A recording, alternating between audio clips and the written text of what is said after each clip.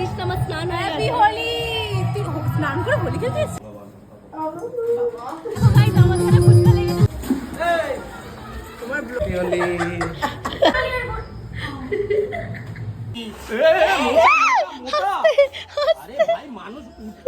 Guys good morning and welcome back to our channel. তো আমি কিন্তু সকাল সকাল রেডি হয়ে গেছি, আর এখানে কোত্থেকে যেন আমার ঘরে একটা ভূত চলে এসছে।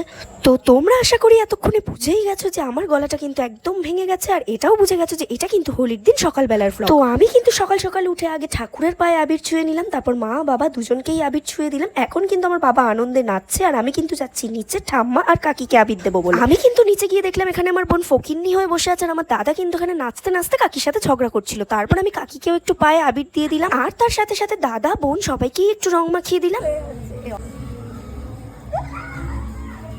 আরে মাগা মাগা। তো গাইস সবকিছু শেষে আমি কিন্তু উপরে লুচি আর ঘুগনি নিয়ে সবে খেতে বসেছি। এর মধ্যে দেখি বোন আর দাদা আবার হাজির, আমার বাবা আমার পায়ে আবির দেবে বলে আমাকে একটু শান্তিতে খেতেও দিচ্ছিল না। তো তারপর কিন্তু আমরা তিনজনে মিলে বেরিয়ে পড়েছিলাম একটু পিসির বাড়ি যাবো বলে। আর পিসির বাড়ি কিন্তু আমাদের বাড়ি থেকে বেশি দূর না, তাও আমরা বাইকে করেই গেছিলাম। অনেক দিন পর পিসির বাড়ি এলাম, তাও আবার সবাই একসাথে। আর পিসির শরীরটা কিন্তু আজকে খুব খারাপ ছিল, দেখেই বোঝা যাচ্ছে। তারপর পিসিকে একটু প্রণাম করে পায়ে আবির দিয়ে দিলাম আমরা। পিসির বাড়িতেও ছোট করে আমাকে কিন্তু সেই আবির মাখিয়ে দেওয়া হলো। তারপর রং টং মেখে বাড়ি ফেরার পথে এই এলিয়েন্সগুলোকে আমি দেখে একটু দাঁড়িয়ে পড়েছিলাম যদিও। আর আমাদের মাঠে কিন্তু বেশ বড় করে প্রোগ্রাম হচ্ছে।